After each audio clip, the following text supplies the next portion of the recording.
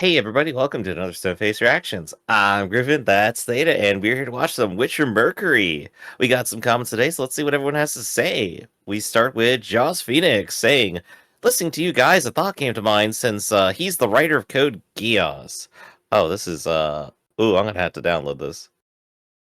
Give me 1 second here, technical difficulties. This does not have word wrap. Yeah, Josh, your comment is so Yeah, how so there be more than large 5 and minutes. Okay, so much. Griff has alright. to download it. Listening to you guys, a thought came to mind since he's the writer of Code Geass and a fan of Tomino. Could the author give us a Cornelia versus Yuffie, which for Mercury style? Oh no, I'm thinking in context of Code Geass. That's like a absolutely heartbreaking thought right there. You nearly got it over there, but oh no. Yeah, no, we're definitely gonna get it. We absolutely are. Purely hypothetical, so you didn't even have to. Yeah, well, I mean, I have no anything. And again, it's not impossible. At some point, we might end up watching Code Geass. So I'm sure you could guess that it is awful. I have no idea. That's the point. Keeping myself in the dark. I can't read lips. All right.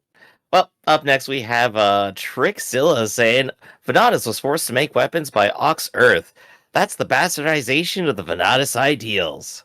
All right, well, we got somebody responsible now for all that. I mean, my only reason why I wouldn't 100% agree with that. I mean, it makes No. sense in a way, but Prosper was making those things. She was actively testing them and everything. So it's not like, oh, you ruined our ideals. Hey, you remember when Carter Nabo met you at the mobile suit that you were willing to literally go into permit score 2 or 3 for? To, which was basically killing yourself. You were willing to kill yourself for the testing of these weapons before you put Area into one.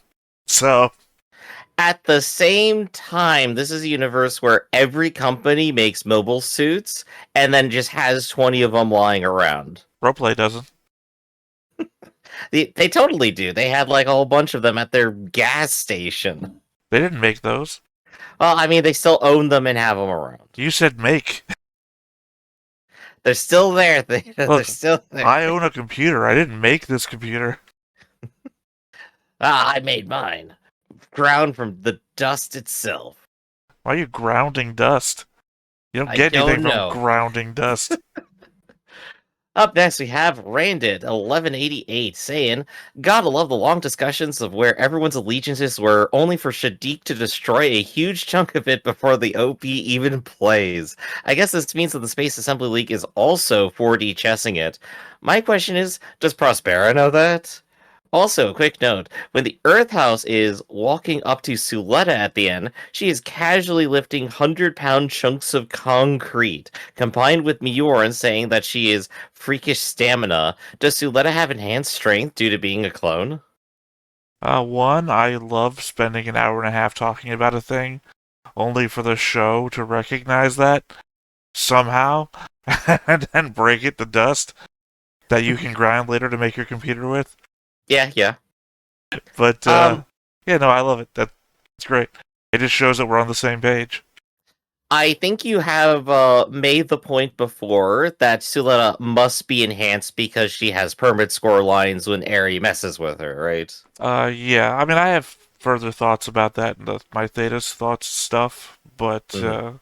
specifically, I just can't remember off the top of my head now. My problem is that I write my Theta's thoughts stuff and then forget about it. So, but Oh, my one. only other thing.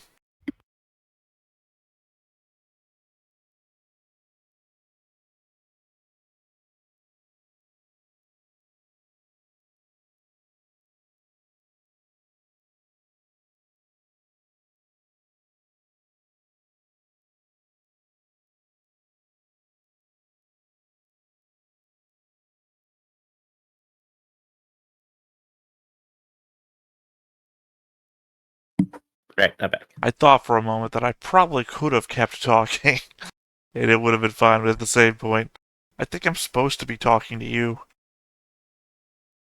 Okay. So ready? Oh shit. I made my little joke and then I forgot what I was about to say. Hold on. I know what it's about. I just thought, to keep the edit straight, I'm trying to remember what I was saying a second ago, so I can just put it together. Well, we could just totally switch it up to the 4D Joes. No. Hold on. Alright, my thought is that, crap. What is the line? Read the line about Scylla's strength again. Let's see. She is casually lifting 100-pound chunks of concrete. No, the next line. Combined with Bjorn saying she has freakish stamina, does Scylla have enhanced strength due to being a clone? Again, future thoughts in the THETA'S thoughts, but I think the Mjorn statement I've seen being said a lot. I think that was just Mjorn tricking Suletta into coming in close so she could catch her. I don't think that's a related thing because they're floating around in like near 0G during most of that. So, right. What kind of stamina would you need to chase somebody in near 0G? You still have to like push off and give yourself some acceleration and take impact. You have to roll. You're saying you have to roll downhill. But I think it is. You make a good point to keep in mind perspective of who's saying it, and Bjorn is probably not a physical fitness nut. Just gonna start there. I'm gonna say I enjoy callbacks, right? Most of the shit that I've been loving when it comes to these theta thoughts things and such is like, oh, this guy said this in like episode 5, and here we are, episode 18, and it's coming back again. But it's usually something that's like actionable, like this person said something that hinted at a thing, whereas Bjorn clearly already had subversive motives to say it in the scene that she said it. So it seems like it wouldn't be a callback when she achieved her goal for saying it in the scene that she said it. Oh gosh, I'm just imagining now. It's like other arguments we've had. Superman is punching with the force of 1,000 stars. Like, thanks, observer, who can't quantify that. Well, he could quantify it. He's the one punching. But the guy punching is the one saying it, which then is he just being hyperbolic and not like a bad. So I think this does bring me to an interesting question. Who in Earthhouse can run a mile? If you're listening to this, down in the comments, go ahead and post who you think can actually complete a mile in Earthhouse and who absolutely cannot. What about the 4D chess? I mean, they're all sub 18. I'm assuming they all could. Also, run a mile is hard. Yeah, but you've seen their diet too. They're all like vegans almost. The vegan diet does them in. I say almost. They're drinking milk and shit, so clearly they're not full on. I don't know the difference between vegan and vegetarian. I'd have to figure that out too. But the Space Assembly League is definitely doing some espionage level tactics right here, right? Not really. They're like the Marvel's Shield, right? Mm-hmm. They don't even know that they've been infiltrated, so they can't be doing 4D chess when they're fucking up. Or I guess, yeah, anybody can do anything badly, right? We're playing 4D chess against each other right now, badly. This does bring me up to the 4D chess maneuver of Shadiq allowing himself to be arrested because he knows the Space Assembly League will literally put him right back into a Gundam. I mean, probably not. We don't... I mean, if that was the case, then they've already got Sarius too, right? But probably not, because they're not. Mm-hmm. He's probably actually being arrested. Right. There's a lot of stuff going on, and we need to figure it out. And we got a couple more episodes to do that. Next comment here is Kay. When Noria says, tell me your name next time. I think she knows she's going to die. She just meant in another world. I think Elin 5 will live until the end. He will die and meet her in another world, and finally, he will say his real name. If you notice, this is the first time we see Noria smile. Remember last episode and what she said? She was afraid of dying alone, but here she finally was able to die in peace, knowing there was someone on her side. For Elin 5, he chooses to run away, and we know you will gain nothing. But if you move forward, you'll gain a reward. I feared what would happen to him. After that, the only person who understood him died. This is punishment for choosing to run away.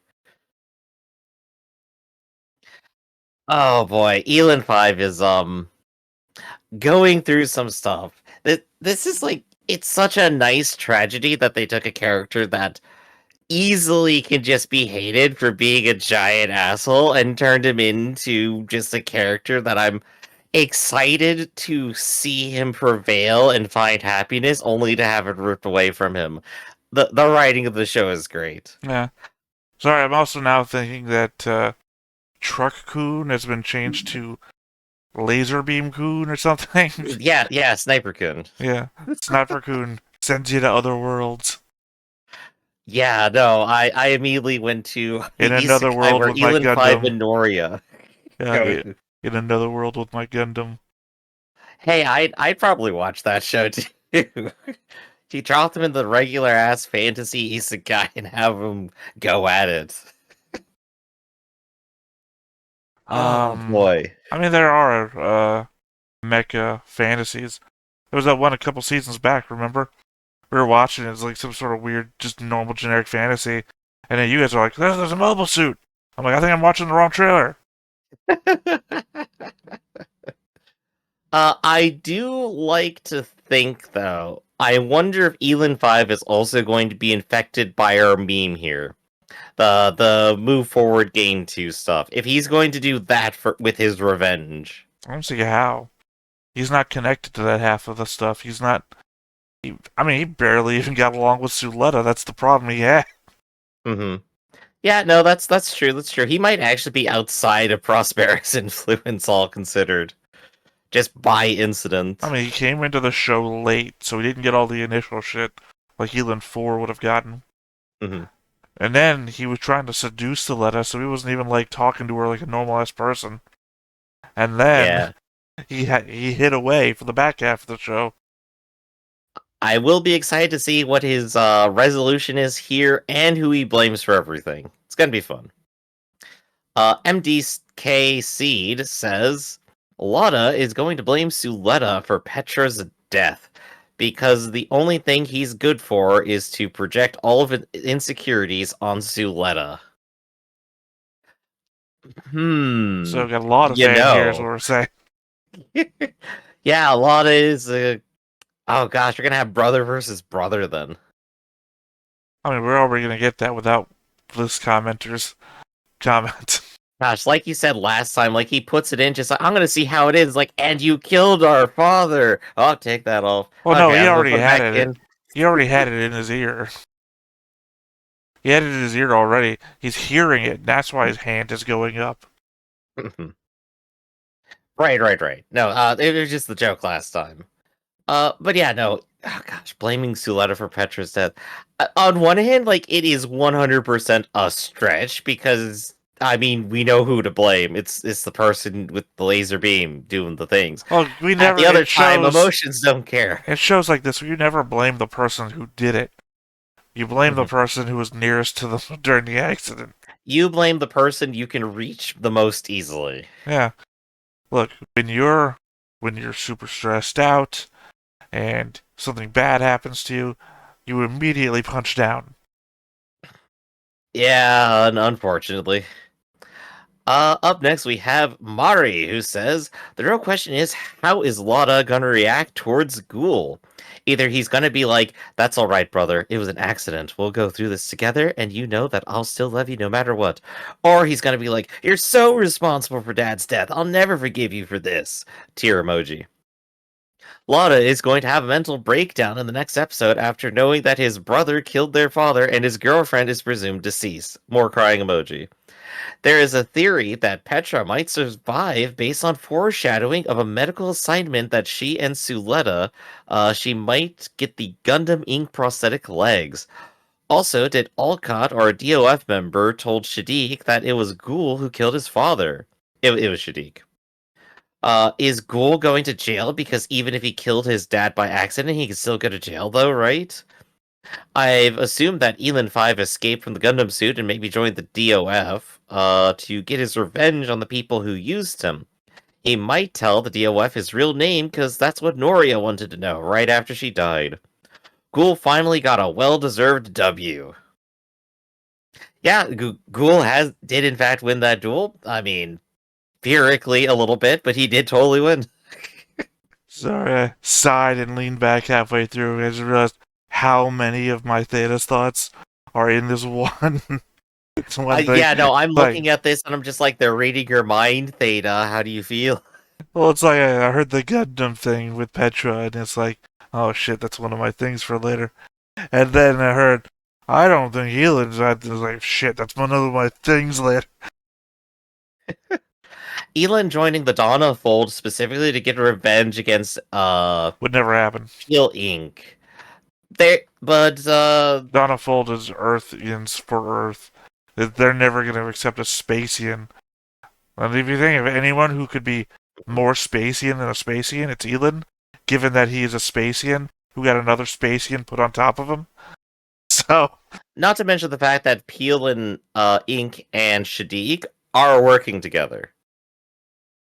we're. Like, officially. And technically, I don't know about that because, again, I already gave you my theory last time. And what do you think about whether or not our girlfriend here is going to be alive or dead? I'll get to that in the THETA'S thoughts section because I don't exactly remember what I wrote down.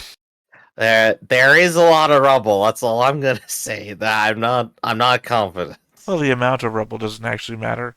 All that I love amounts the is theory, the amount of rubble on top of them. Yeah, I love the theory. I think it'd be pretty in theme and actually get us some of that good old sci-fi we've been missing here. I haven't. All What are you right. talking about? This show's been full of sci-fi. I I can't mean, remember any I part of the crave show more that's of been this. not. Any part of the show that's been not sci-fi has been just growing tomatoes, and we're I'll done with probably that. talk about it more when we hit Vanada's hearts. But the show cares more about the drama, and that's perfectly fine because I love the drama. Up next, Wolfsane says, we thought Suletta didn't have permit until episode 18 when Eri activated it, so I'm not ruling out Ghoul having it until we see him piloting a Gundam and raising the score. But then again, it should have reacted when Eri took control of his bits in episode 17, but that could be because those are controlled with an AI and not Gundam tech. The only Gundam pilot we haven't seen glow yet is Prospera. And Ghoul, you just said that. Ghoul didn't glow, so cool as well. Also, I'm gonna throw out there.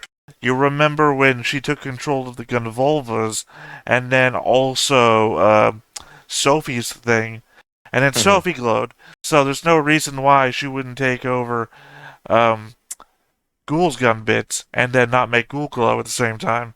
Also, Right. we have no evidence that Vim performed genetic experiments on his children the same way Prospera did. So Suletta, not exactly the greatest example to make an example of others with. Vim is or was, I should say, a sleazy, opportunistic individual, but I don't think he ever had access to that technology. Vim is And a he's well past the businessman point turned where that would have soldier. been good. Yeah. And technically, he Meanwhile, kind of did, in that he had dealings with Prospero.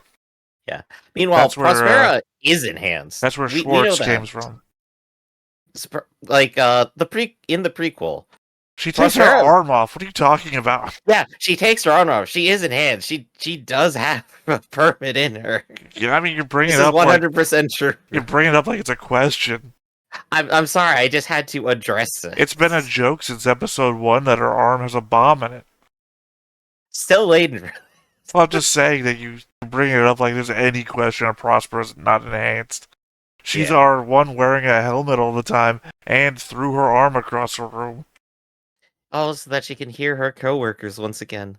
No, it's to hear Eri and see Eri. Right. Log A Long says, lol, Noria. Well, after 3.5 episodes of just tantrum rage, change her from calm and collected personality and 2 school shootings, I'm not feeling her. Elin 5's the most reasonable and knowledgeable of the situation person here, although a douche, which is concerning. Though this scene is a mix of a Seed Destiny and a touch of a 00 thing, so look forward to that.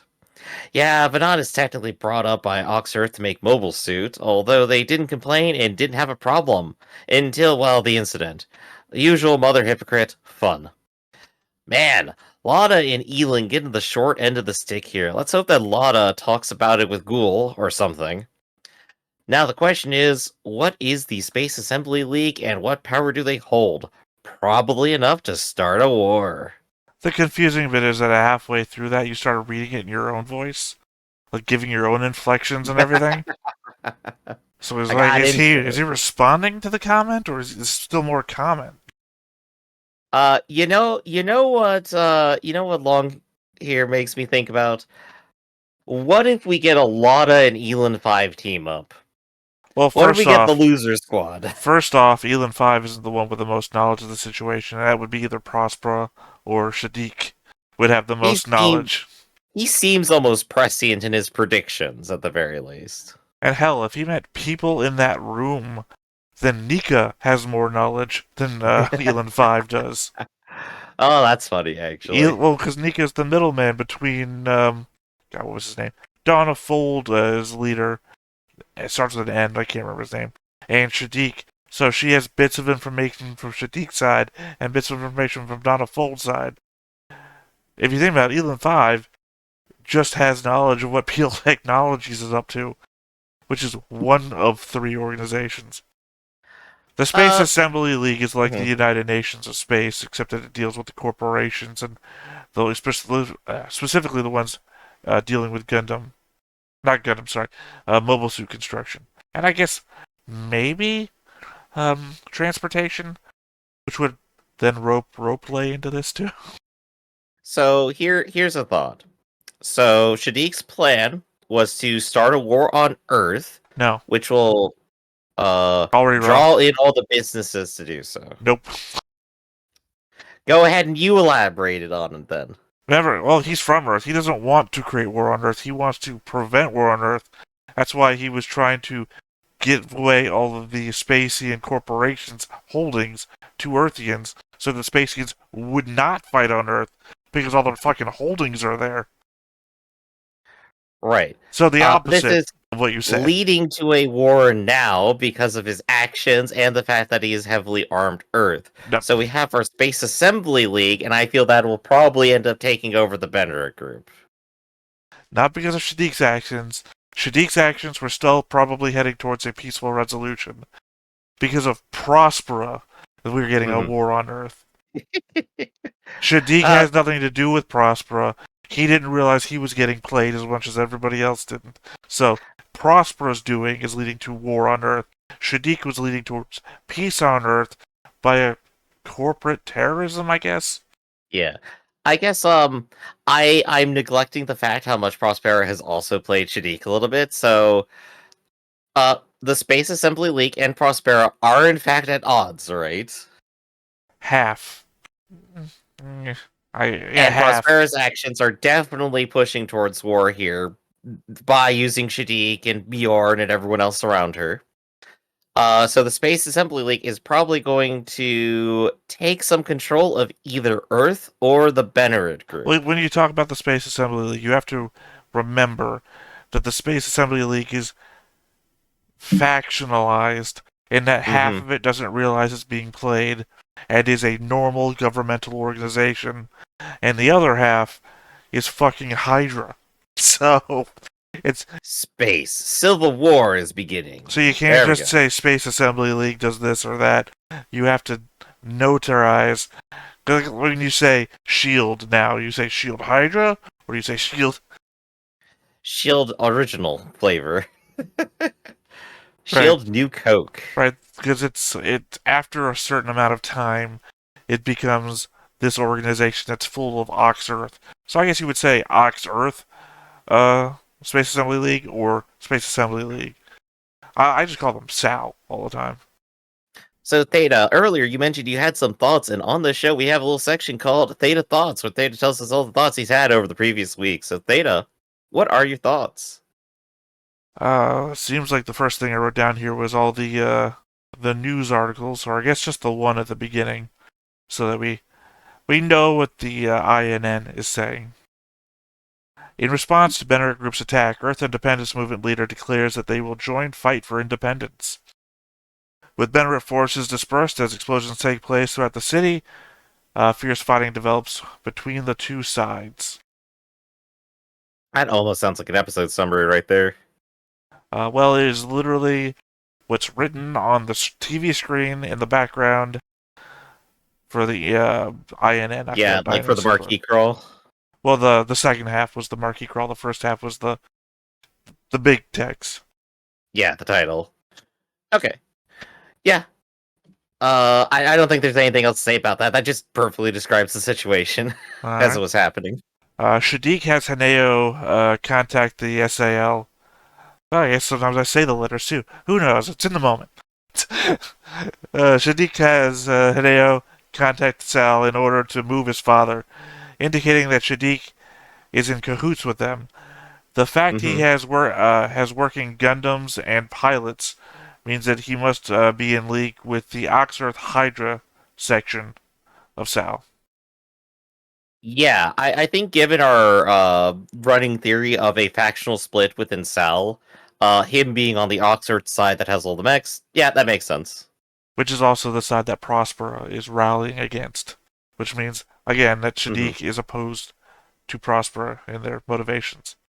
Right. Prospera wants to fight. Alright, there was a scene in the episode where the Earthhouse people are looking at all the messages they're getting on their Gundam Incorporated message board, and they are as follows. Investigate the crimes of Gundam Incorporated. A disgrace to your fellow Spacians. Explain your violence at Quinn Harbor. The Ariel is a killing machine. Weren't you a medical company? This is how Bennett does things? Inquiry canceling order for Gund prosthetics. You do this to become president? Delete that disgusting PR video at once. Listen to the Earthians' anger. You can this justice? I don't know, that might be a typo on my half. Or they wrote that. Yeah. Also, some of these are wrote at 2 a.m., so. You're the face of Spacian supremacism. Hold a shareholder meeting and dissolve company. I was a fan of Miss Mjorn, but saving lives, more like taking them. Wow, these are like the most negative YouTube comments I've ever heard. No, I've read you some of ours. Also, I can't believe they're asking to delete the PR video. Why would you do that? And why would you do that like 3 months late on an unrelated video? Because you're angry. Because you're angry and you want these people to pay. And the only way they can uh, pay is by deleting a stupid video from months ago. no, the only thing they can do is harass you in the comments. Well, these are basically Uh, like a company message board, so I don't know. It's like the time when the first terrorist attack happened, and we got all the messages on the Astasia message board. Like, I'm mhm. out of here, says one guy. I do feel like that's also the first time we've actually gotten an indication that the company has made a sale of something. Yeah, for the And inquiry then of it got canceled. cancellation. Yeah. I don't know, maybe it was that one doctor on Earth we saw at the negotiation Mhm. is posting it. How do I cancel this order now that I'm actively trying to kill you? I'm just imagining a super villain Oh, like mid no! rampage. No, that is it. Literally, the Joker to Batman. There's that, I can't know, I don't remember what show it was, but literally the Riddler unmasks Batman right in front of the Joker, and the Joker gets so angry at the Riddler. Why did you do that? If I wanted to know, I would have done it myself. Now it's no fun. And then he rants at Bruce Wayne because I bought one of those I put cars. down a deposit two Yeah, years ago. Where's my electric car, Bruce? yeah. See, it's hilarious because that's exactly what it is. I love that scene so much. Oh yeah, no, that's like a highlight there at the Harley Quinn show. I mean, in my head, that's exactly where Joker would go the moment he finds this shit out. Everything else he's done, because you see the Joker wandering around the city, he's predominantly just doing normal guy shit most of the time. Let's see. So what else you got on your thoughts there? Hope for Petra. Maybe she's not dead. Maybe she only got pinned from the waist down and she's just paralyzed. In which case, we now have a Chekhov's gun of the Gundam walking legs thing that we've been showing off since last season. Make Hmm. Petra alive and walk again.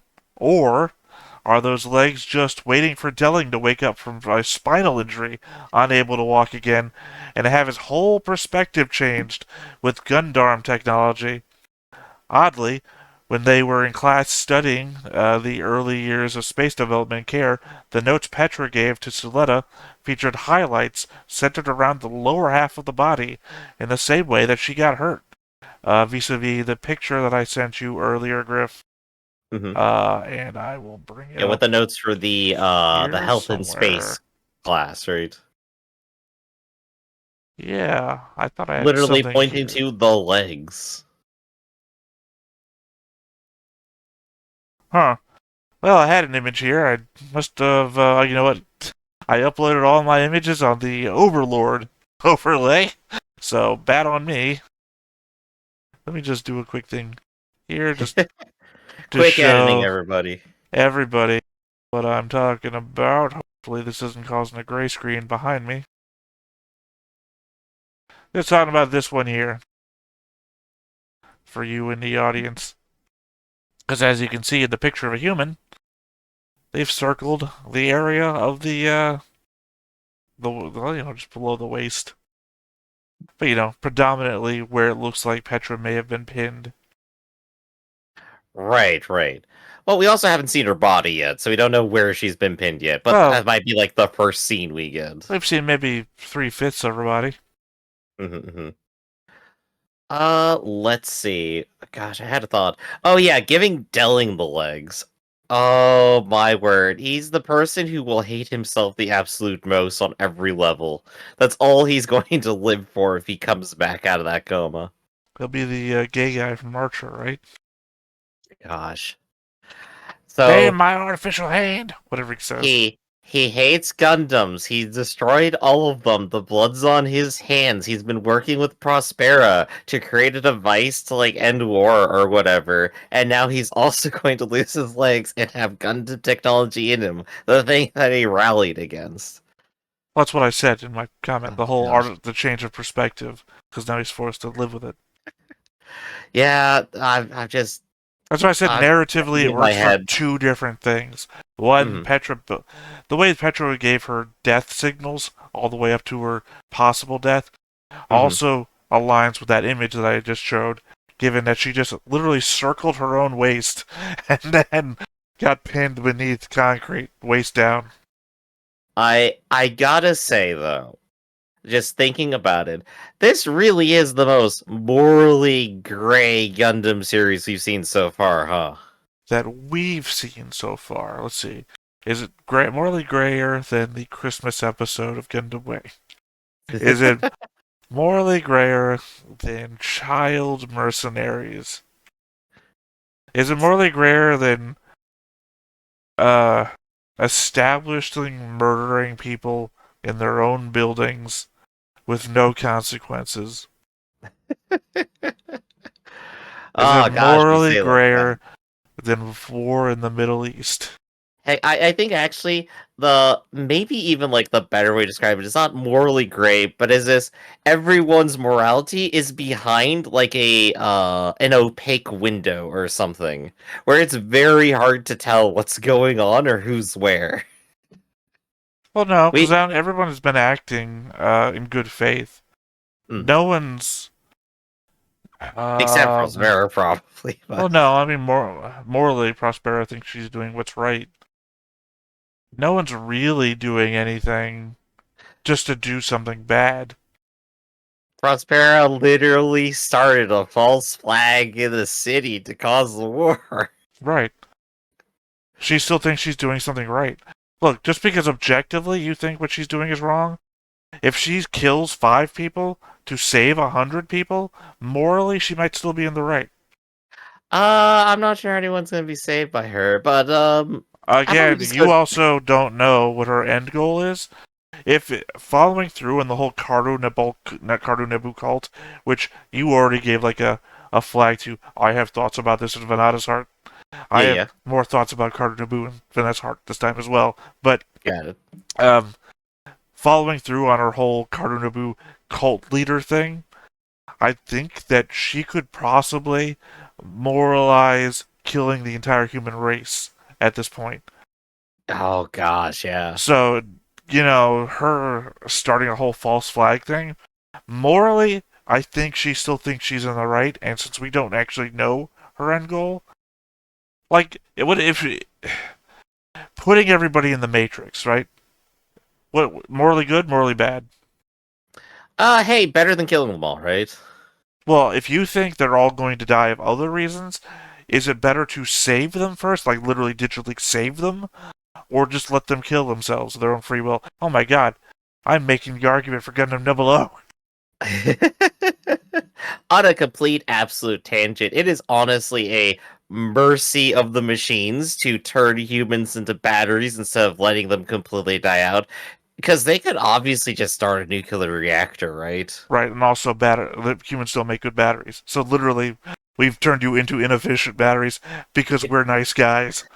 It's a You, lie we tell you so that you can feel really good about us keeping you alive for some reason. look, we put the animatrix in the actual Matrix just so you could watch it and understand that we tried peacefully to solve this problem 15 times and you murdered us every time. So, just Mhm. take what you get with the whole Matrix thing. We gave you a nice place to live. Your sucky ass batteries. Go Duracell your way out of here. All right, you got any more thoughts in there? Oh yeah, a lot more. Let's go. Ghoul beat Shadiq and gang while using school-regulated weaponry, even when Shadiq and crew were using unrestrained weapons. Yeah, his objective wasn't to kill either, so I mean, it worked out for him. Which means that's another handy. I just said he Hmm. fought them with one hand behind his back, and you're like, well, he didn't want to kill them either. It's like, okay, so two hands behind his back. Yeah, fought with no arms, no legs, and just decided to go up and bite his ankles and won. I mean, by the end of it, yeah, both of them. Yeah, no, Ghoul is the better duelist than Shadiq, 100%. Well, again, we're not dueling anymore. We're literally fighting. It's still one-on-ones, Not really. mostly. There was Shadiq and 4 out of 5 girls, plus Ghoul and 4 Dominicus soldiers. And Hey, I then mean, and then Ghoul. interrupted in the middle of his fight with Shadiq by one of the I always forget her name, the best of the girls. So then it was a 2-on-1. I mean, hey, Ghoul won against his battle-hardened father in a backup mech, so Yeah, it's kind of hard to understand what Vim was doing during that. He was clearly attacking Ghoul, but he wasn't prepared for the insta stab. Because you'd think he'd be better than that. All right, next thought. I'm slightly thrown off by the fact that Thorn and were actually still at the school, despite Ariel scanning the Earth hangar and identifying the suits were there as well. I guess Thorn and are just model types now, and that there are a score of Lifrithers and Lifrithorns. yeah, I think that makes the most sense. They were not super mass producing them, but they did have like 10 or 20 of them, right? Well, it's the fact that they go into the hangar, right? And it scans over to one side and it says, oh, yeah, this is this mech piloted by this codename person. And it goes back to the other side and it's like, okay, this is this mech piloted by this person. It's like, oh, okay, those two mechs are on Earth. I guess maybe they shipped them back to Earth. And then we get to here, and no, Lifrithor and Lifrithorn are just fucking in the hangar still, as well as 4 Gundvolvas still. It's like, okay, maybe they didn't ship them anywhere. They've just still been here. Then what Hmm. the hell did Prosper and Ariel scan? It's like that just must have been a bunch of other Urs and Thorns. Yeah, same model, makes sense. Okay. Right, another mirror episode. In episode 14, Suletta fought out in space as a terrorist attack went on in the school. Nearest to the same time in episode 15, Ghoul is on Earth when an explosion happens, and he finds an injured child on the ground, hefts them onto their back, and tries to run them to safety. Now here we are in episode 20, where Ghoul is out fighting in space while a terrorist attack is happening at school. At the same time, Suletta comes across an injured kid on the ground, hefts them onto their back, and tries to run them to safety. Suletta and Ghoul are both successful in space. Suletta and Ghoul both fail on the ground. Oh gosh, no, that's a really good mirror to identify there. The two of them are just like, well, we're way better in our machine, so Well, I mean, that's just happenstance. It's just Funny to note that they literally put a person on their back, tried to run them to safety, and failed. And also, at the same time, while a terrorist attack is going on in the school, they are both out inside in space, fighting someone that they both defeat. So, Right. mirror. I wonder if they'll actually talk to each other about that. It seems like they have more important things to deal with right now. Sure. Is the thought that you want them to have a small chit chat about this relatively unimportant shit. School walks in, hands on his hips, looks at Suletta and goes, I saved a kid. Or tried. Yeah, They died. Neither of them did. Alright, just to say the obvious thing out loud, rip Tomato Garden. So much of our side content revolved around it. Not that Miorin is in a state of mind or location to care at the moment. She will probably like go back to the station, go to the tomato garden, look at it completely destroyed. No one's worked on it because it's literally just hers. Then just like have like a tear like down her cheek, and that's just gonna be it. Well, it's her connection to her mother, but now Exactly. she's literally got her mother's ring on her hand, so. Alright, by the way, in Season 1, they set off the fire suppression systems to limit the power of beam weapons in a duel. If you recall the fight with Ghoul and Suletta. Yeah. Now, I know that the weapons being used in this episode are full power, but if it can dampen them at all, why not turn them on? Also, there are fires all over the place every time we pan back to get a shot of the entire school, and there isn't any suppression systems being activated still. I think they forgot the school had a system when they started animating this episode. You really got to question who's actually in charge of that stuff. Like, were they just all on break, like, or in the bathroom or something? You know? Well, remember the school's filled with AI shit to automate Yeah. this kind of crap. I guess maybe more. It's not a standard tactic to do that, therefore they don't do it. The only reason it happened during the duel was because it was basically intentional sabotage slash a prank. It doesn't matter if it's a tactic or not. There's literally fires going on. They should be on to handle the fire. Yeah, that's a real good point. As I said, I think they forgot that they've made this giant school. I mean, it's massive. It's crazy to think about that this place has a fire suppression system that's literally sprinklers. Given how massive the pan back looks, you know, it's like any of the giant rings in Halo. Thinking about the sky has a fire suppression system, but they did it already. So my point is, I think they just forgot about it because literally it would have made the weapon impact just a little bit less, and it also might have put out a fire. I guess I will go ahead and say, oh boy, I sure do love my highly advanced space technology. Let's dump a bunch of water on top of it. This is the problem I have with the Nostromo and the Aliens films, by the way. All right. Felsi and Jet Turk House are still badasses, launching a school-restricted mobile suit into a terrorist fight without any direct support, and while all the alerts are advising the students to evacuate. Mm-hmm. Yeah, they all rise to the call of action. The feel I got right near the end of the episode was kind of the same feeling I got near the end of Independence Day movie. As you get what's left of the willing fighters of the school launching out to fight this very real and deadly threat above them. Mm-hmm.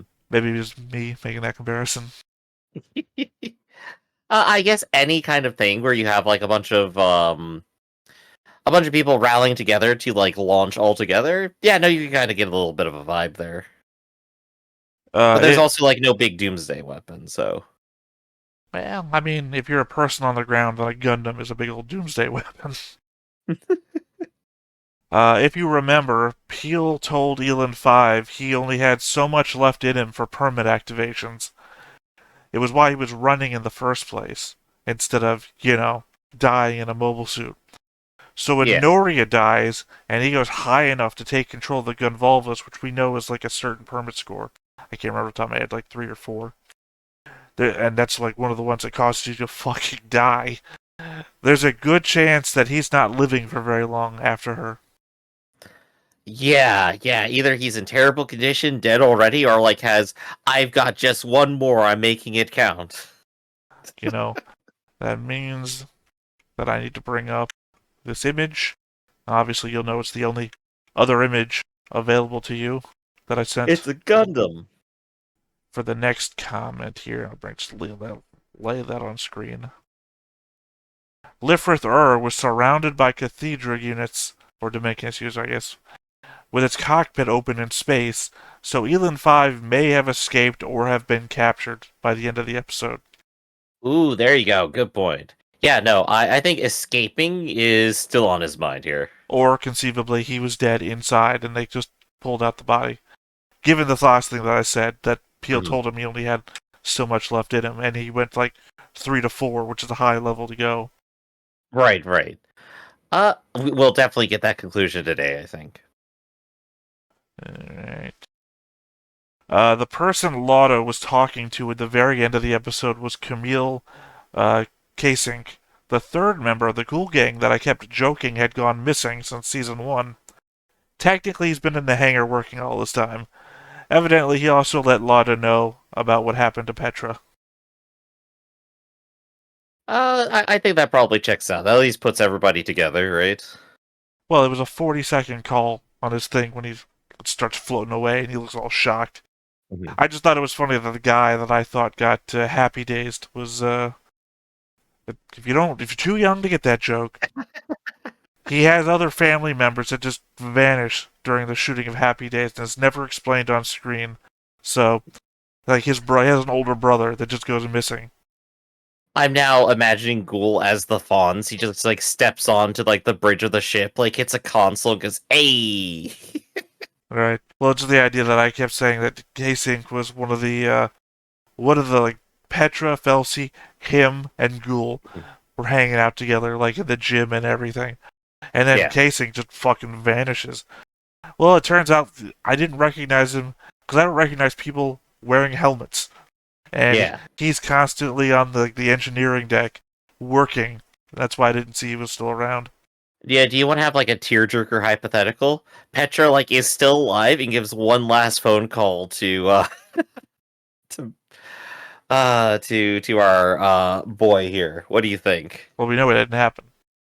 Yeah. Again, I just told you what the caller ID said. Right. I mean, I'm just putting out hypotheticals to like make the drama even worse for us. Okay, here's something that I'm sure that you're not going to see anybody else talking about. Okay. Because I think I'm the only one who's so fucking obsessed with the show to have noticed. At the end, when there are lines of bodies lying in the body bags, that shot, the 3 people standing amongst them crying are the same people that were spray painting Earth House in episode 16. In episode 16, there was 5 of them, and they were crying about the death of their 6th friend, who died in the terrorist attack, which is why they were spraying the Earth House. At the end of episode 20, there are only 3 of them left, and they're mourning in front of at least 2 bags that they're looking at. Oh no, the friend group. Yeah, I mean, they've lost 50% of their members. I have to wonder if I followed back further, if I could recognize them, and maybe it was an even larger friend group. Like, these are our background character civilian perspective that I keep talking about, like Gundam 00. That this friend group has gotten smaller and smaller the more horrible shit's happened. Oh gosh, yeah, no, that's just good background tragedy, right? Well, because I was watching it the other day trying to figure out, okay, what are my talking points here? And then it was like, wait a second, I recognize that guy's hair. And that girl on the ground, wait, I'm going to go back. Which episode was this? It's like, that's them. It's literally them. Their faces are the same, too. And there was more of them. And it's like, and they were mad and spray painting the wall because their other friend had died that episode. It's like, Jesus. Those 3 people are gonna walk up on Martin and just destroy him. That's what I'm predicting there. They are not gonna be less angry. I don't think so, because if you recall, when the first terrorist attack happened, they were given a set amount of time, and then everyone was supposed to leave the school. So thankfully, during this terrorist attack, the school was already reduced in student population. I'm surprised they were even still having classes, because the place is supposed to be shutting down. Not like for good, but for like evacuation. Right. That station's gonna need some repairs for a while. We'll have to come back to that. Surprised everybody didn't get spaced, honestly. Yeah, I don't think anybody else has even mentioned that before. At least not that I'd seen. That was another one of my big gets. There is a lot of talk right now about what might be going on with Suletta in regards to how easily she lifts all the slabs of concrete.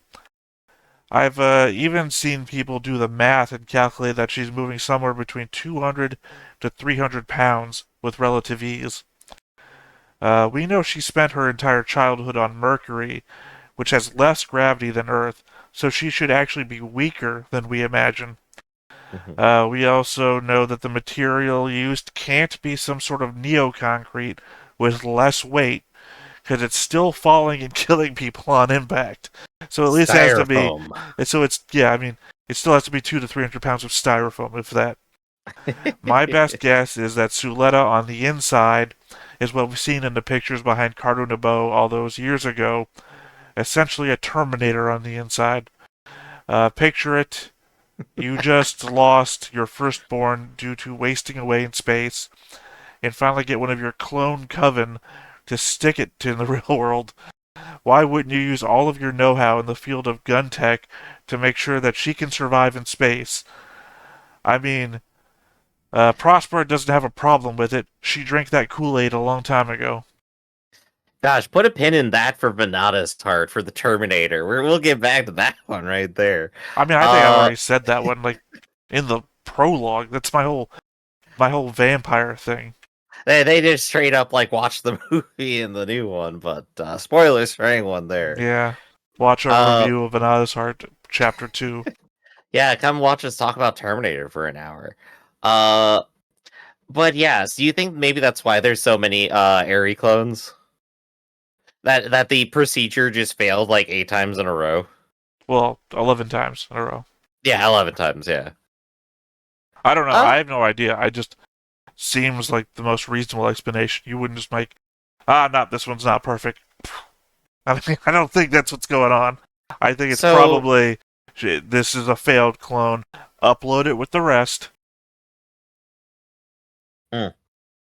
So timeline stuff. How much time was there between when the attack happened and Suletta's birth? Her birthday? Venada's Heart. Suletta was born. Oh, sorry. I was going to say Aerie was born in 97. Aerie was born in 97. Suletta's born in 105? Top of my head? Okay, so there's a difference of like 8 years between the attack and her, right? No, 4 years difference? Venada's Heart takes place at 101. That's why we know that Aerie was born in 97, because Aerie turns 4 at the Venada's incident. Okay. Literally the day of her birth. So that is like a rate of like at least 3 kids a year then. To be grown, experimented on, and failed. Yeah, so it has to be 105 that Suletta was born, because she is 4 years different to the whole conversation that we had before, that is she 17 or 21 way back in season 1.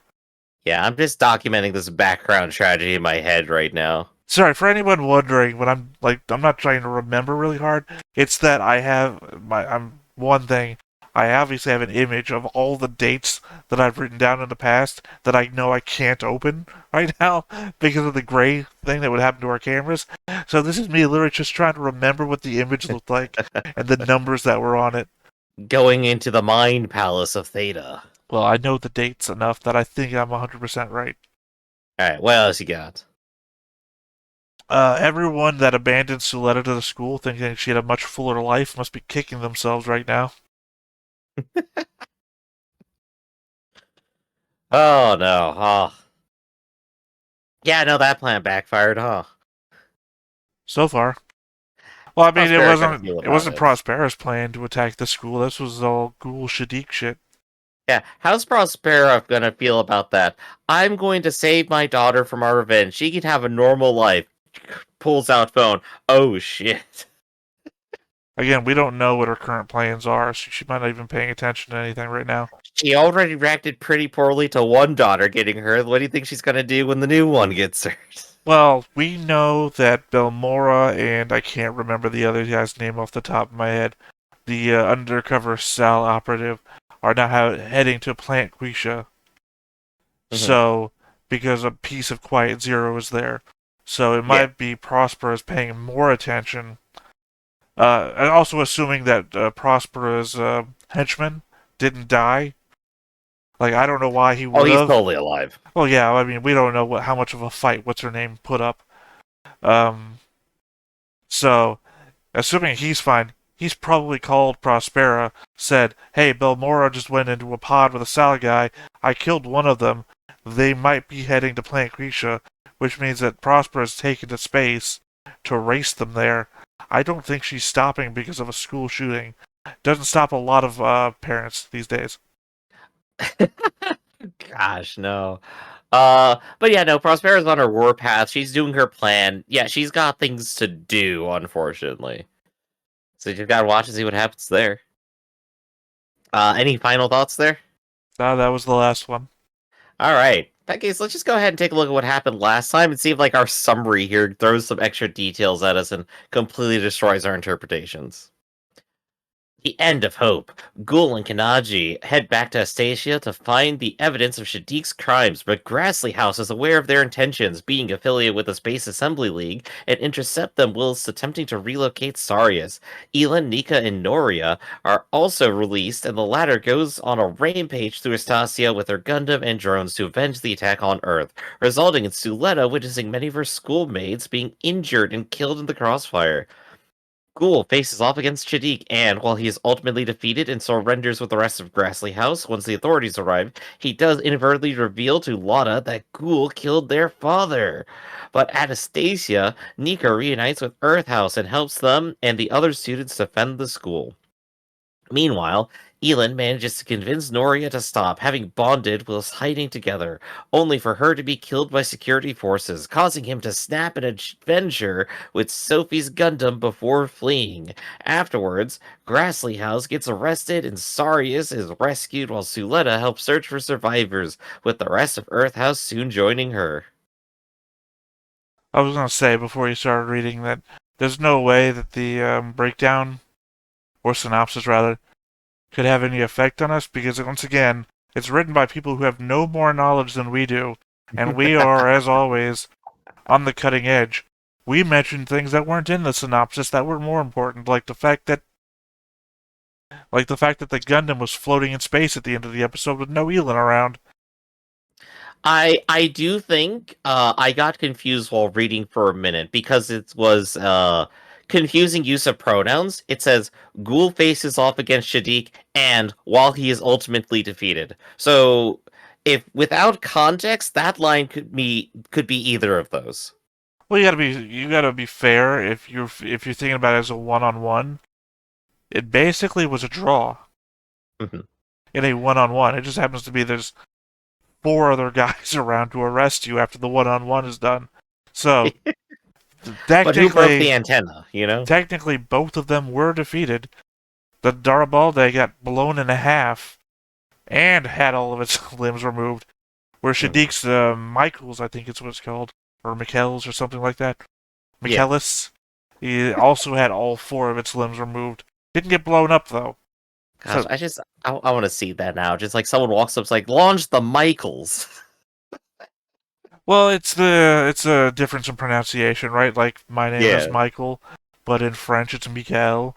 So it's the same, almost exactly the same spelling, just different pronunciation. If I said launch Yep, the yep. Mikaels, you would probably give no 2 thoughts about it. It's the same thing as if I said launch the Michaels, though. So I think we've also already levied a whole bunch of predictions about this episode. Various people getting traumatized, different things happening, a whole bunch of cybernetic surgery somehow. I'm ready to watch it. What about you? You got any like final thoughts, like say before we get into it? No one watch. All right, then let's go ahead and watch. But before we do, Theta, I'm gonna hold you up for a minute and tell everyone to hit that like button, hit that subscribe button, and comment down below to feed that algorithm. On top of all that, if you want to watch more shows like this, unfiltered, uncensored, and uncut, as well as some really extra stuff, you can check it out over on the Patreon. It's just $5 a month, but no pressure. It's all to support the channel, just a little bit extra. ああ、ベネリットの本社フロントに運んでおいてくれ。パイロットは Almora is still just depressed as always. I think they're talking about the Schwartz. Yeah, I think that makes sense. Not the monorail.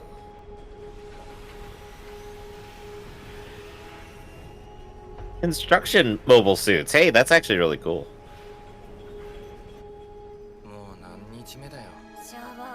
I was saying those better not be dead bodies. Gosh, it's been days. 私らが悪いことしたみたいじゃん。もうやだ。ブランケット足りてますか？欲しい人は言ってください。一つちょうだい。はい。なんであんたがこんなことやってんの？私は動けますから。ねえ、こっちにもちょうだい。あ、はい。水星ちゃん、あんた変わった？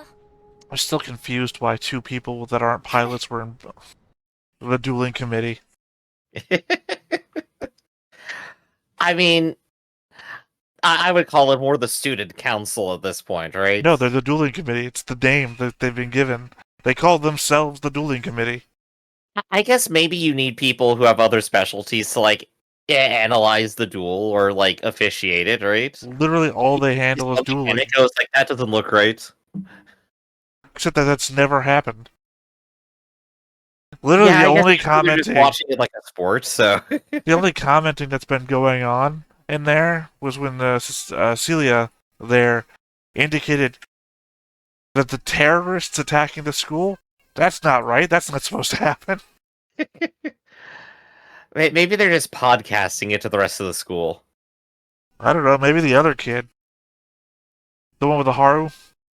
Hey everybody, welcome back to No Stone Face Reactions. I'm Griff, that's the and today we're watching another duel. That would be funny. To act like we're podcasting a duel or something like that, just by putting up random Gundam fights from shows we never watched and have no context for. You just take you take out all the monologue scenes from the people in the Gundams and just have the fight. I'm sorry, did he just turn into a dragon and explode? I think he just ripped his arm off and hit the other Gundam with it.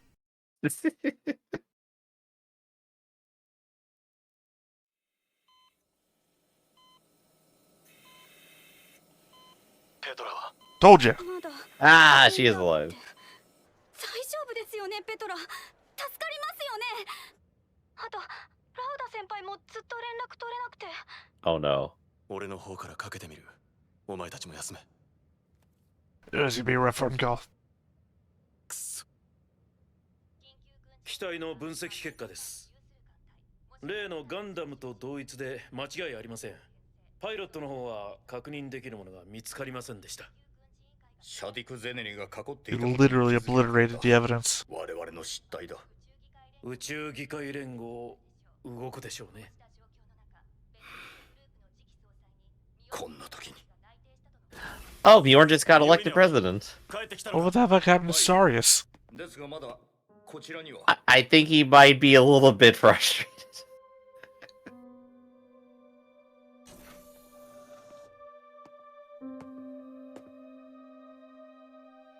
クイーンハーバーのことは聞いた。どこで間違ったんだろう。街が壊されて、人がたくさん。Hands of change. Yeah, I was just trying to think of that. 地球の人たちも、学園も、全部。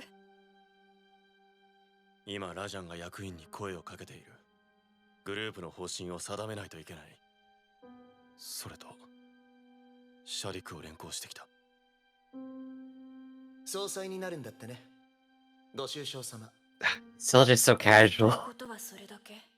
I want to say also, Master Elin said, "Hey, you blow up everybody on Earth, you'll get elected president," and she fucking got elected president.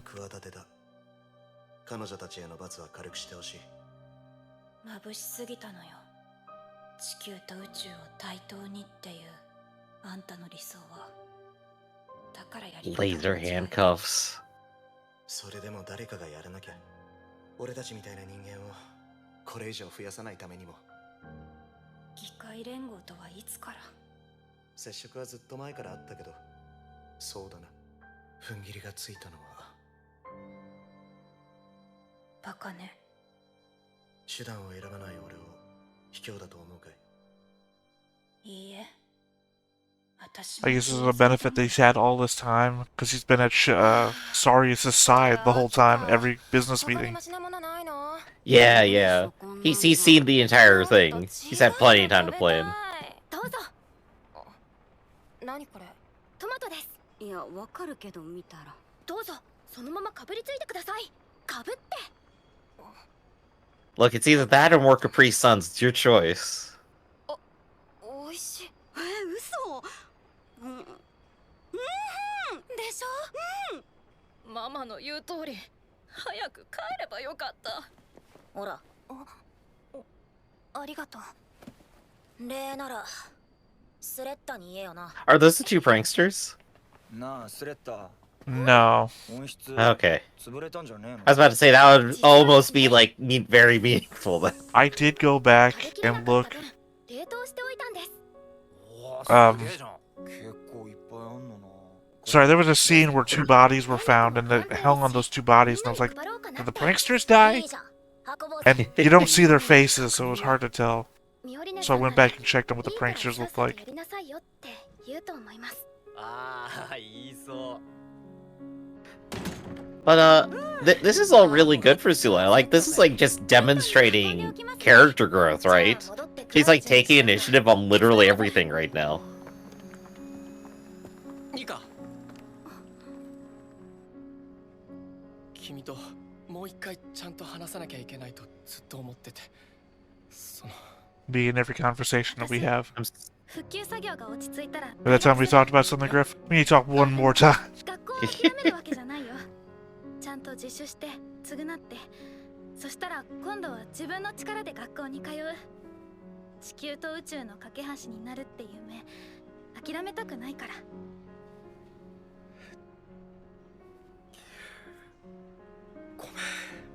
Oh, poor Martin. ニカを罰したかったわけじゃないのにどうすればよかったんだろう。一人だったらきっと諦めてた。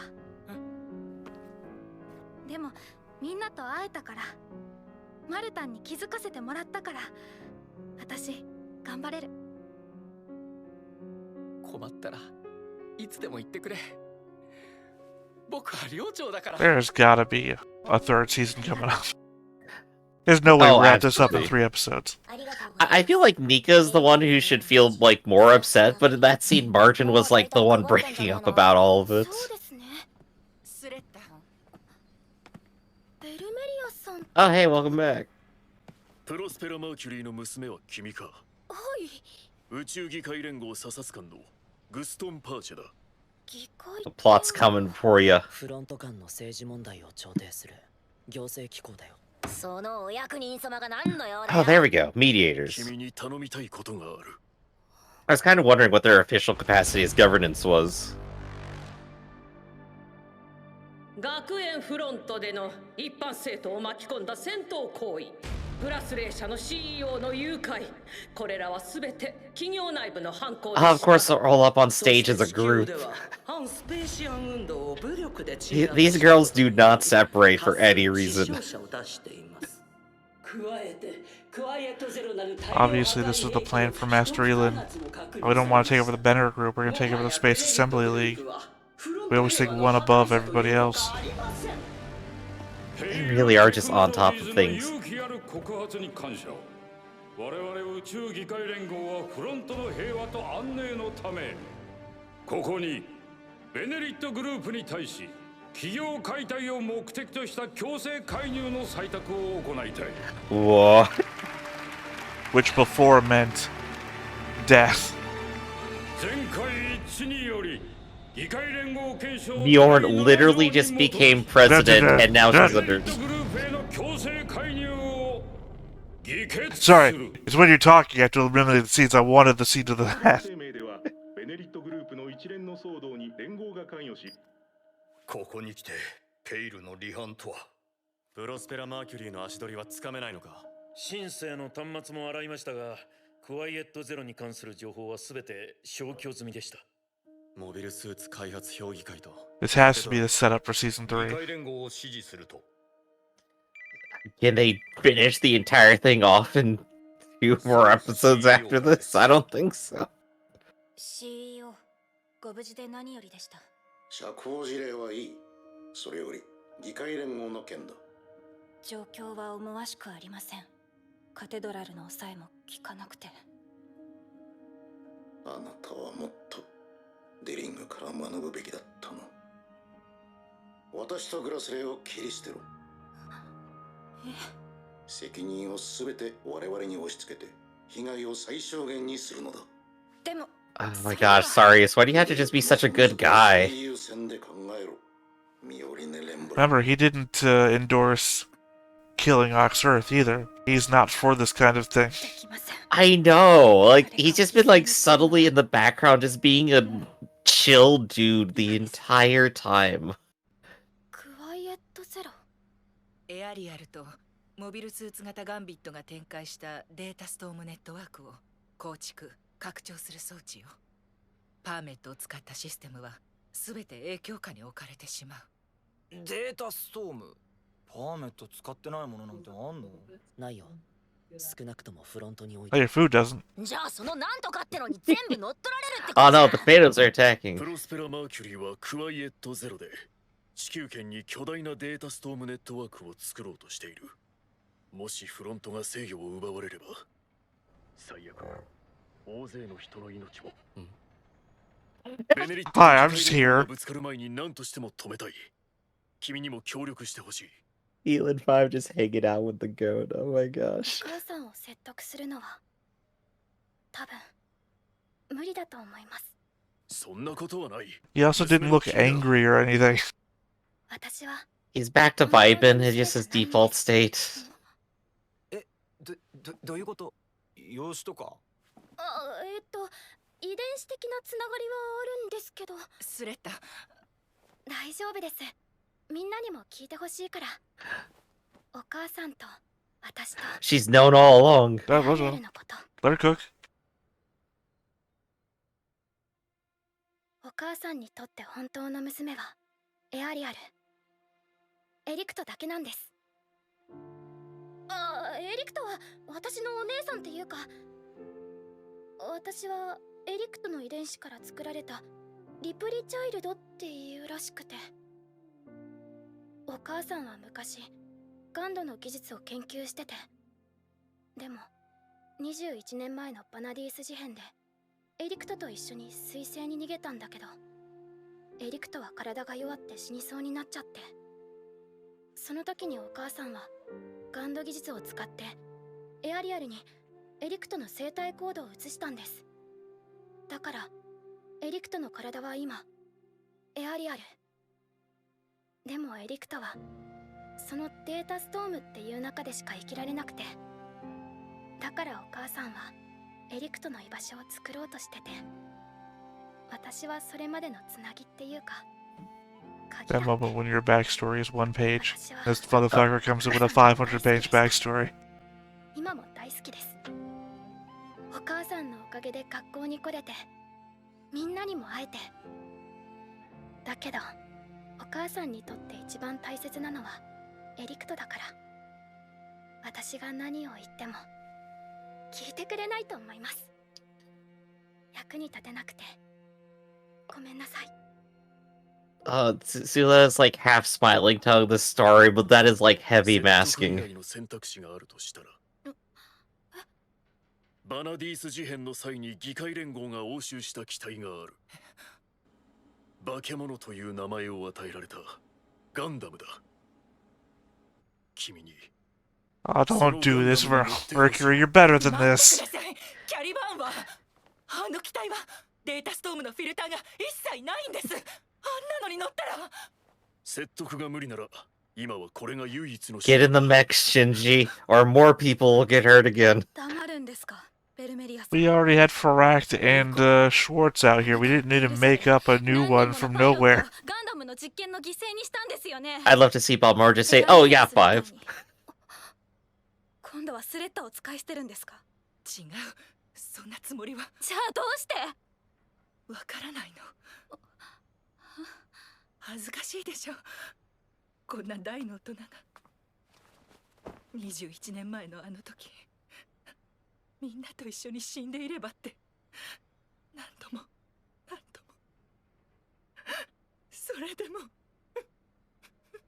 I think Bill Mora and Vilda are on basically the same level.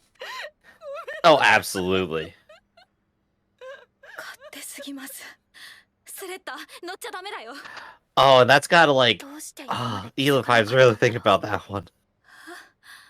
私がガンダムの呪いを受けなかったのはエリクトが引き受けてくれていたからなんです。きっとエリクトだけがデータストームと完全に同調できたの。だからあなたは影響を受けなかった。 Big Sister's been protecting you this whole time. エ Yeah. リクトと話したいです。お母さんとももう一度。スレッタ、待てよ。それってお前がやんなきゃいけないことなのか。死ぬかもしれねえんだろ。エリクトさんも守ってくれないんですよ。トマトを配ってる時思ったんです。 I am the 何 tomato. も手に入らなくてもできることをすればいいんだって。連れて行ってください。ガンダムのところに。 Oh, they've set up the finale perfectly there. Okay, so maybe they can do this in 2. This is the most Gundam thing yet in the show, but I don't like it. I don't like introducing just a full-on combat mobile suit for no reason when we had all these other things on the table. エアリアルとクワイエットゼロのインターコネクト確立。 The plan. よろしいですか、代表。行きましょう。 Take out the entire fleet at once. Oh no! Prospero with the battle fleet, look out! 術の雲上衛星周辺にパーメット識別コードを確認。ベネリットの艦隊か。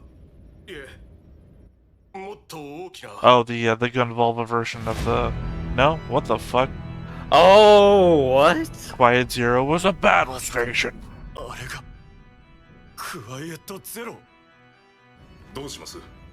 予定通り Oh, the music. ベネリットを弾内するいい証拠になる。 Made up organs.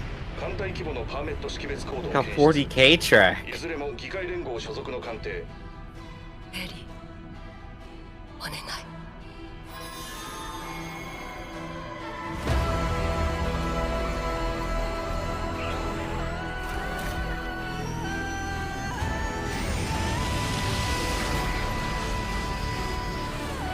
Oh, this is the second version of the Astasia theme.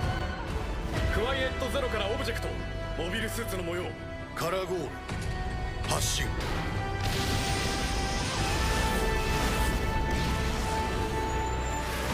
Oh, it doesn't look like she's gonna take them over. It looks like she's gonna fight them. She's got a Star Forge. What else is she gonna do with it?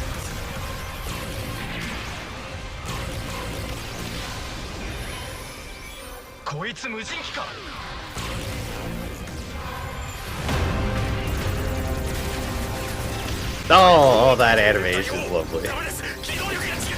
They still have anti-drone formation. You know, from the drone wars that we heard about.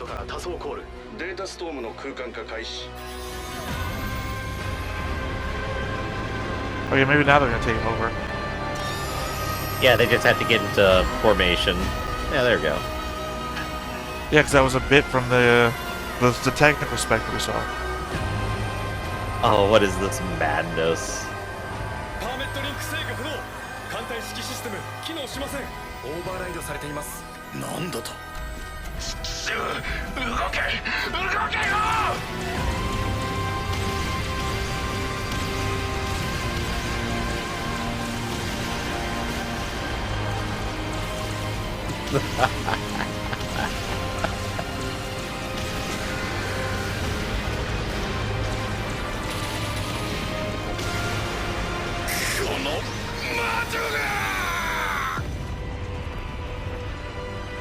議会連合の全艦艇及びモビルスーツのシステムオーバーライド完了。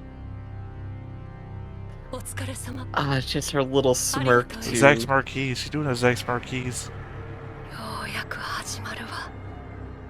あなたのための世界が。 We ain't digitizing shit. We're killing everybody. こんな簡単に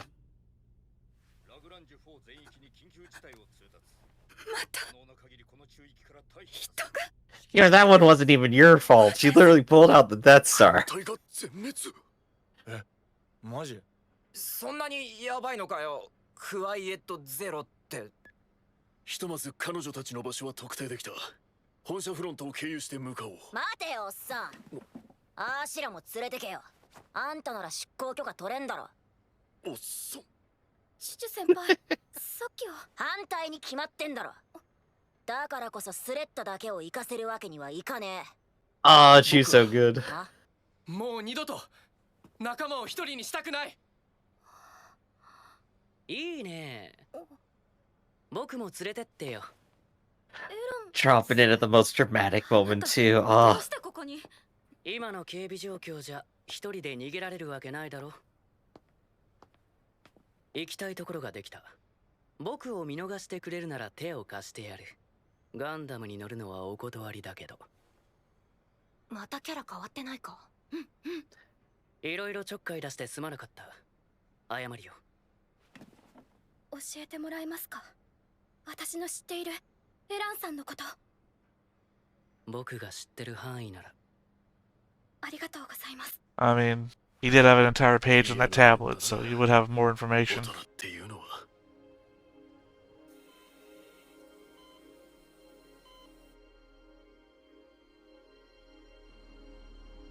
あいつのせい Lada is getting into Schwartz. Fuck. 学園も兄さん Oh no! Lada, no! 身寄りに Of course. What else would Lada do? Yeah, it makes sense. It makes sense. You were right. Oh my gosh. Oh no. I mean, what else would he do? He's fucking Lada. And he's just becoming more Lada than normal. I have to say, Elin 5 evolving into joining Team Good Guys at the very end here. Pretty cool. Like it. Actually, a very positive arc for him. Very happy. But Lada taking the negative arc here and getting in the machine. Oh no, please. Ghoul's gonna have to kill another member of his family. I mean, this is a great episode. I think this is the only episode I've actually walked away from with a couple of negative feelings about. Oh no. One, it really felt like the budget for the animation kind of got lost there.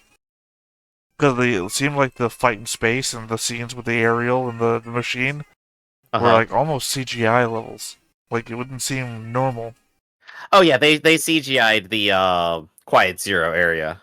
Yeah, but also the space fight, the ships looked the same quality, which is less than normal. Yeah. I mean, like, I definitely understand taking your biggest, most complicated set piece and digitizing it. Like, that just makes sense. Yeah, disagree. But wait, let's see what's next.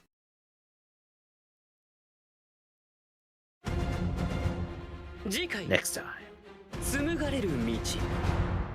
I'm just waiting for the next time on to be something horrible like the final episode. Or, you know, something. No, season 3. The other thing, I don't like the concept of the Caliban. Why so? Because it's unnecessary. I mean, I understand now why the Schwartz exists. That's just a vessel for Lada and his revenge. But the Faract still exists. And we've seen the Faract stand up against the Ariel before, so why not the Faract? Why don't we just fucking say, oh, Peel Technologies owns that. They might have moved it off the base when they abandoned... that was just honest. When they never came back for it. Well, no. What do you mean came back for it? It's theirs to move. I said they didn't. That's what I'm saying. It's theirs to move. They could have. When they were planning to abandon Benner Group to join the Space Assembly League. But, yeah, I mean, it's still a Gundam that exists that stood toe-to-toe with Ariel before. So, why not? We don't need to introduce... Oh, this is an even better... I mean, it's the most Gundam thing to just fucking introduce a brand new Gundam that's even better than any other. Yeah, no, that is a classic move, isn't it? Yeah, but we don't need to just, you know, reinvent the wheel sometimes. We could do that. We just use the old ones that we have. I don't know. I just don't like the concept of a Gundam that's more fighting capable that'll fight the sister Gundam. I think I would say if we were to put Suletta into the Pharact, we would need an entire episode dedicated to Suletta and Elin just talking to each other. How horrible would that be? I know, it would be great, but we would need that setup, I think, because we would have to make it more emotionally resonant. Cool, then let's do it. Unfortunately, we're not writing the show. Well, I mean, you're pitching it at me like it's a bad thing. So it's like, well, cool, let's just do that then. Oh no, I'm definitely not pitching as bad, just as necessary. So what do you think about the Death Star we have? Well, let me just take one step back on the Caliban thing before I move on. I think the only way that I would have been cool with the Caliban, if there was a hint at it in Vanada's heart. Like, you know, like we get all those previous shots of the prologue and like someone's evacuating and they move past a mobile suit we've never seen before and it has obvious importance, so that we could have like theory crafted our way around that. Like, what is that one? It's not anything I've seen before. Maybe it'll show up in the show. And then that would have been amazing. But now this is just a, by the way, you remember how we blew up Falk Wagner and everything in it and everything around it? And have had no hints whatsoever that anything has existed or survived the explosion? Well, we got one. Yeah, just one, most important soup weapon that ever existed, but whatever, thing. Hey, so where'd the Death Star come from? Delling built it, remember? He had a whole front designed just to build it. I guess I guess those things that we were seeing in season 1 were like a view from down the center of it while it was being put together. Yeah, I think that makes sense. Like, it felt like an interior shot from the beginning, right? Right, I don't know what you were thinking. I was thinking like server room. I wasn't thinking, I don't know, the think tank from Star Trek Voyager. Still, I think the way it works and what it did, answer the question of what is Prospera capable of? And the answer is she's full sex marquise now. Basically, it's what she's doing, and she has the same look. But the thing is that she's not doing the stuff that we thought. Like, she's not matrixing people. She's not even taking over the mobile suits. It's like, no, I have my own mobile suits. I don't need your mobile suits. I'm just going to destroy those. I don't need ships either. You see my giant crystal ship? Nah. I have a Death Star. What do you got? Well, small squadron of fighter pilots? My point being is that she's not taking... I would have expected you to take over the mobile suits. If you're not going to do anything with the people, why would you just open the cockpit and eject them to space? And then control ship, ventilate entire battleship, yeah. Yeah, and then have them redock on their ships, open their ships to space so the people fly out or die, and then just have a bunch of ships and mobile suits you can use to whatever else you're doing. Now she's like, I don't care about that. I've got 72 of my own ships. I would guess eventually she has to turn it off, and then somebody actually pilot it. So that may not be valuable. I think you weren't listening, Griff. I literally said evacuate everybody into space. Who's going to be left to pilot? That's what I'm saying. I'm thinking in terms of capture.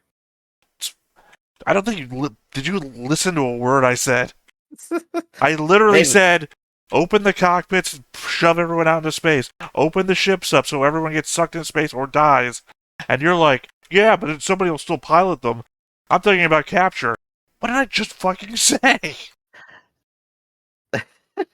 I think maybe you're misinterpreting what I'm saying or the perspective I'm coming at it from. So let's talk about the next thing. I said, I just give you a 5-minute lecture about how we capture all these things.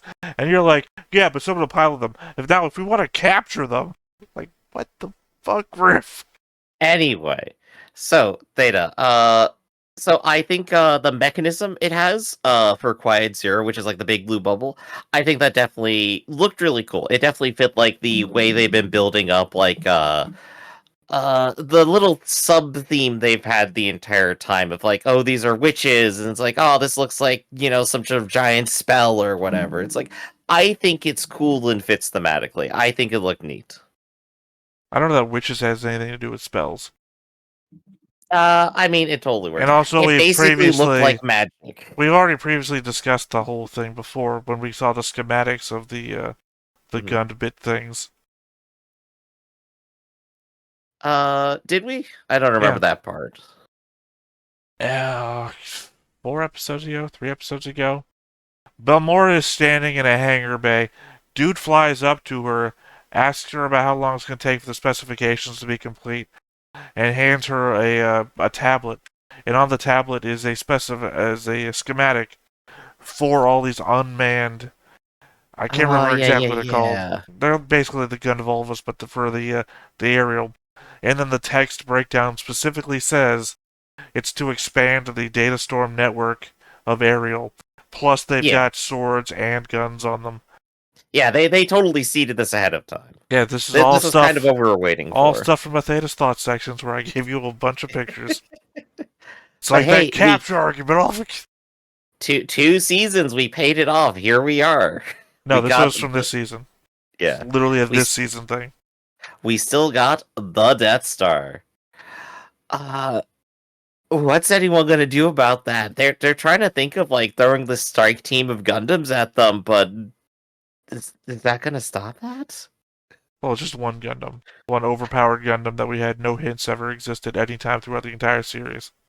There's no way a single manned fighter could possibly take out the Death Star. The more damning thing is that we saw all 3 Gundam models that were in Volk Wagner explode. Mm-hmm. And even in Venata's heart, they never showed us another Gundam model in Volk Wagner. It was on vacation. And in Venata's heart, they also never showed us any Gundam models in Ox Earth HQ on Earth. Right. Yeah, no, it's like it's the least foreshadowed element out of all of this. Every single thing has been built up. Even in Ox Earth, in Venata's heart, the only picture we had of a Gundam was in space, sitting on someone's desk in the Ox Earth HQ. Let's see. And that was Ariel. Or that was Lifrith, whatever Ariel's model name was before she became Ariel. Yeah. So this is peak Suletta right now, right? Like, this is Suletta, like, at her best now. Well, peak Suletta was episode 1 Suletta. This is a different Suletta. Well, I mean, like, in terms of her journey, like, she actually has grown from what's happened to her. She's taking initiative. She's fully incorporated everything happening around her into herself and, like, found a good place to be at. She is ready to be the protagonist now. Meanwhile, Bjorn is absolutely devastated and needs, like, literally any kind of support. Suletta, like, has to get back to her eventually here, right? I mean... And that's gonna be what brings Bjorn back. I mean, Bjorn threw Suletta away. And Suletta probably still cares about her. Okay. I don't see that Bjorn is ever going to try and hunt her down at the moment. Yeah, that's what I'm saying. Suletta has to. They have to end up interacting at some point in order to get Bjorn back on the character arc.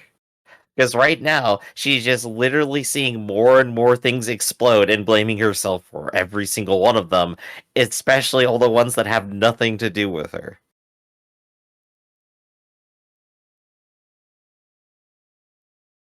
What?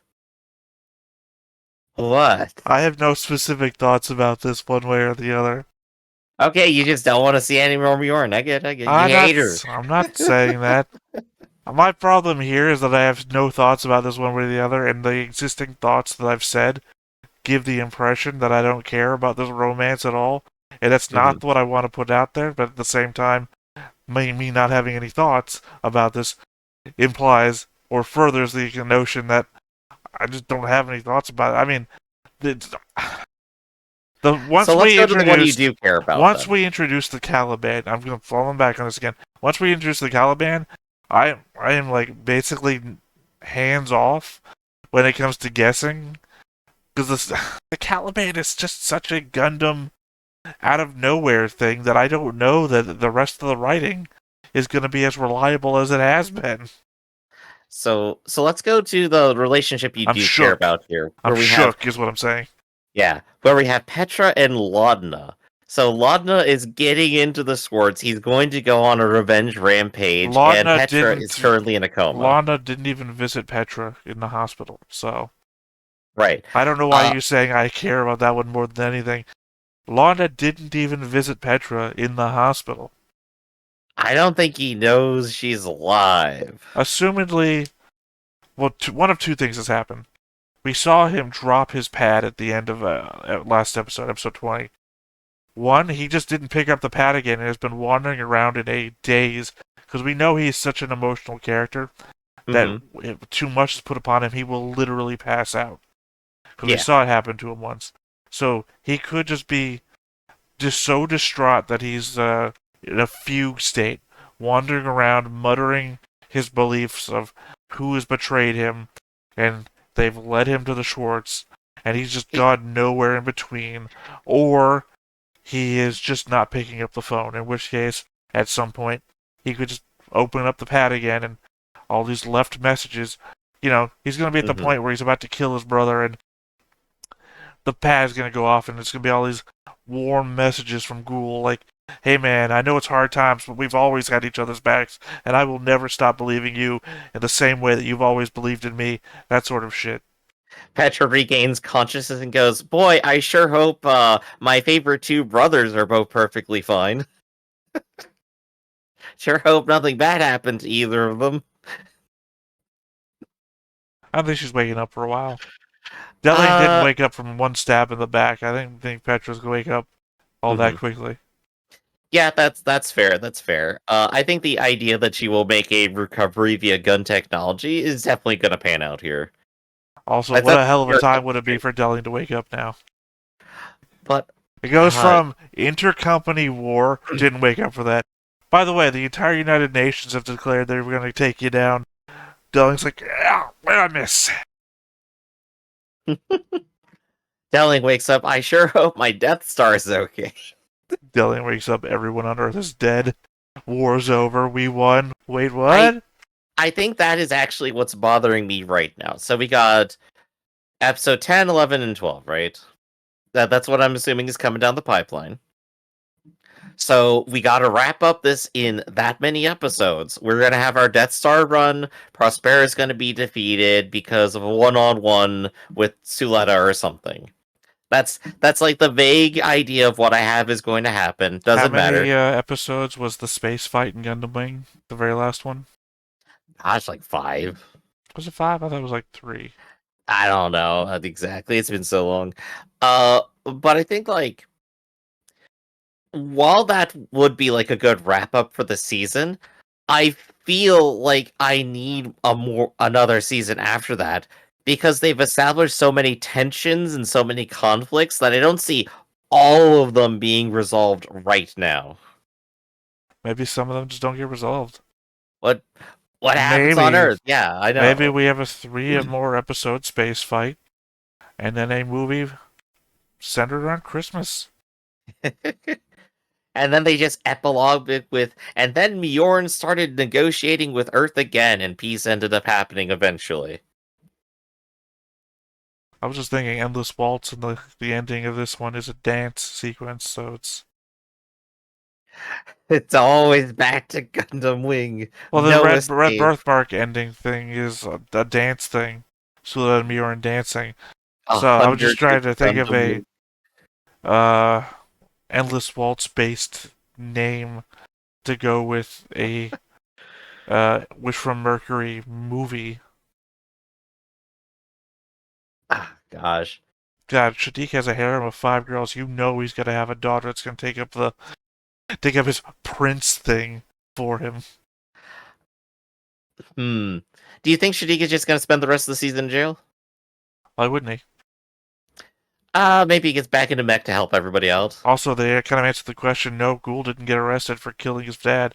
But then again, the only person who heard them say that is, once again, probably Laudna. Wandering around on a fugue state. Poor Laudna. He needs a hug. He really, really does. All he has to do is go to his father, and that's, he's dead. Right. Sarius still being a good guy. Hey, look, man, just cut your ties and blame me for everything. Gosh, sorry, is it just like all backstory here? Oh gosh. All right.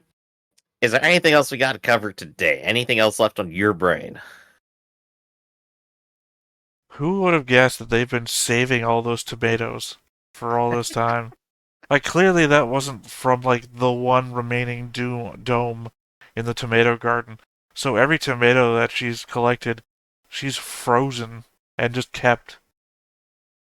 Yeah, that makes sense. Enough to feed a school full of refugees. At least one tomato apiece. I kept every tomato so that Mjorn could see them when she returns. And I think the Elin thing kind of was a slight disappointment as well. Mm-hmm. Like, oh yeah, here's his suit. He escaped somewhere. Has he been plotting revenge for the Noria thing? No, actually, he seems kind of fine with it now. He's just been hanging out with the goat. I mean, at this point... point... really calmed him down. At this point, it's clear what's going to happen. Either he's probably going to survive, I think, Elin, and he's just going to go to the places that Noria drew in her picture book and just see them because of the things he said. But still, he's like, he goes from, oh my god, you killed her, to, hey goat, what's up? I'm gonna eat this piece of chocolate in front of you. Like, that's just Elin 5 for you, huh? He just became too chill, too fast. Alright, final prediction here.